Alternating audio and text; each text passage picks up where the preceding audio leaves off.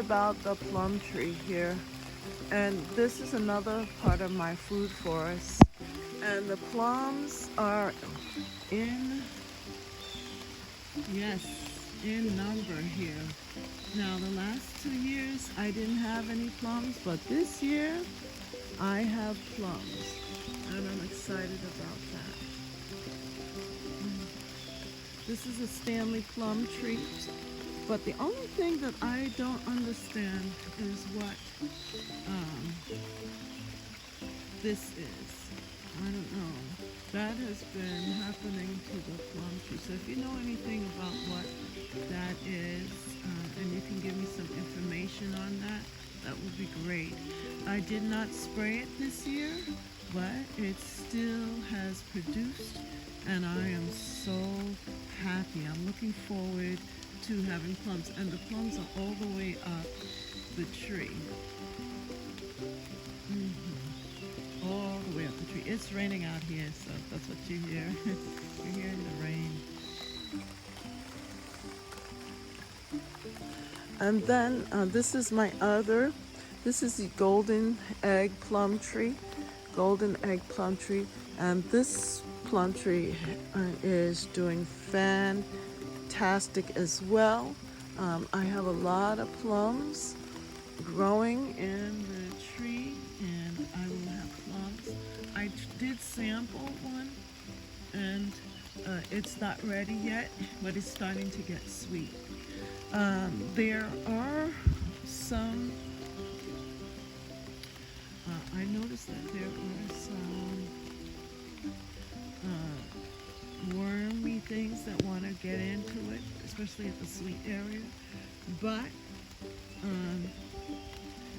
when I cut it away, it hasn't bored as deeply in to the fruit. And you can see it weighted here. See that? Oh, it's so beautiful.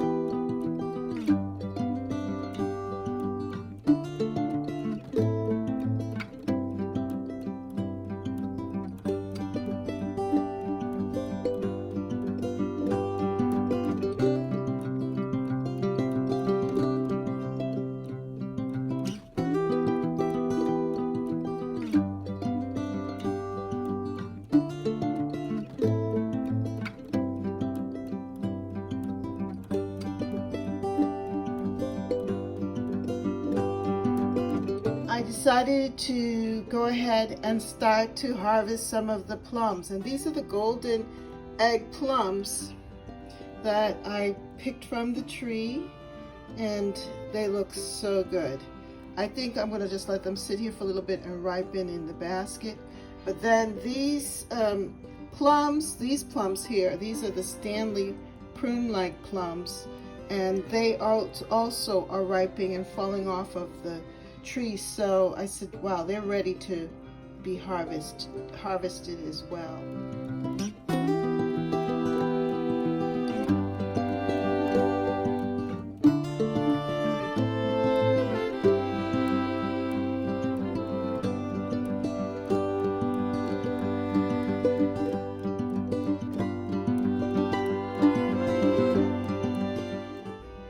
I was also able to harvest some corn today, 2 cucumbers, a pepper, some cherry tomatoes, which I have plenty more to harvest. This has been definitely a tomato harvesting year for me, a plentiful harvest with tomatoes.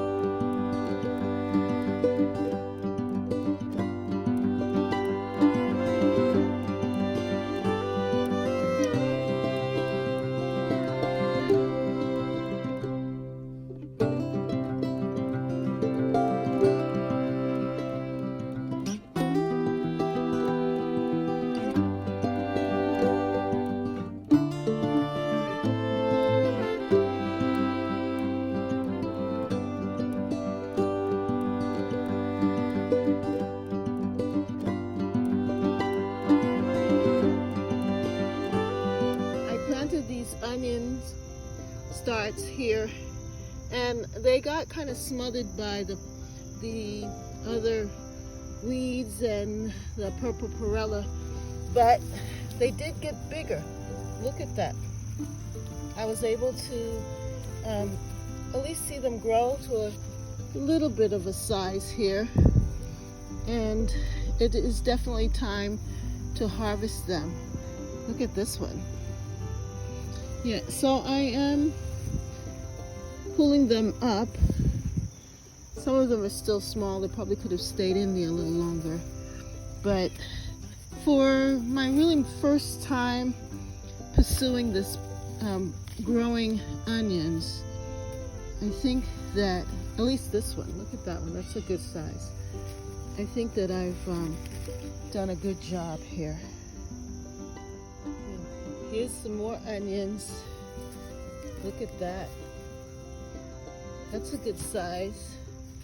This one here, good size. Well, not that one. But this one here is good size, yeah. And I'm gathering them here.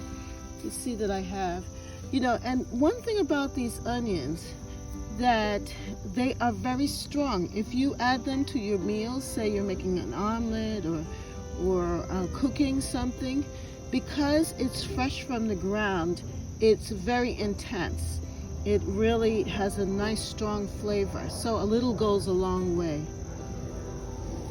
And I'm just very happy with this. So what I'm going to do is continue to clean out this space, because I want to set up for the next batch of onions or even garlic. I had garlic before in this bed. I had some garlic, and I did not,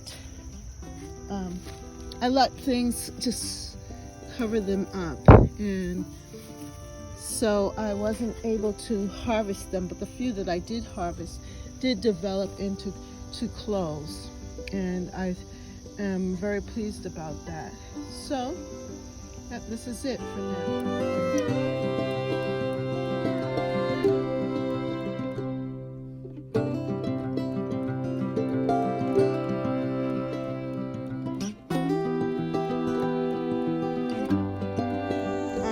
Pleased with the work that I did this morning in clearing up this space here and gathering my onions. That's the last of the onions that I found. And I shifted the pots, the mint, the oregano, and put them in the center with the blueberry. And now they will get more sun because they're not going to be shrouded by the wonderful purple perilla that you see over there. But then here you get to see what's happening in this bed a little bit more. You get to see the zinnias that I had planted and the tomatoes that are here, along with the kale that I grew earlier, and it's just looking really good. The corn that I harvested today, I have some peppers there, and they'll get the sunlight. And also the beautiful dinosaur kale will get a chance to breathe a little bit more. And my okra, I'm so pleased with the okra here. At first they were struggling in this area, but now they are starting to develop their pods, which is so fantastic. Look at that, look at the pods. And I've been gathering them.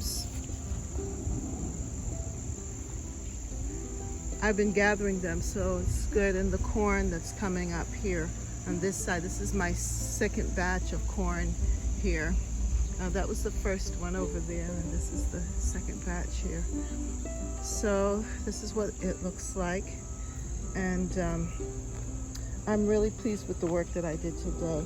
There's still so much to do, as you know, so much, but this has been fantastic. I feel satisfied.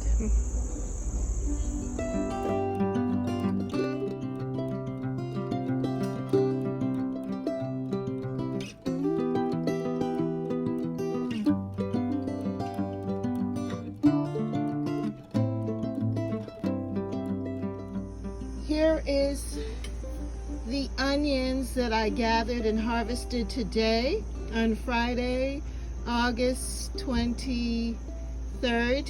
And I am just pleased because this was my first time really pursuing planting onions, and I did this in the spring, and I have a video of that. And so I did not do the best job with them, but I'm very impressed still with some of the sizes of some of them, how they developed. And now that I know better, I know how to grow them, I will be able to do a better job for next year. I'm thinking maybe of just putting back in those smaller ones back into the ground and seeing if they will come up. They probably will sprout flowers, you know, probably go to seed, but or maybe just use them in different dishes.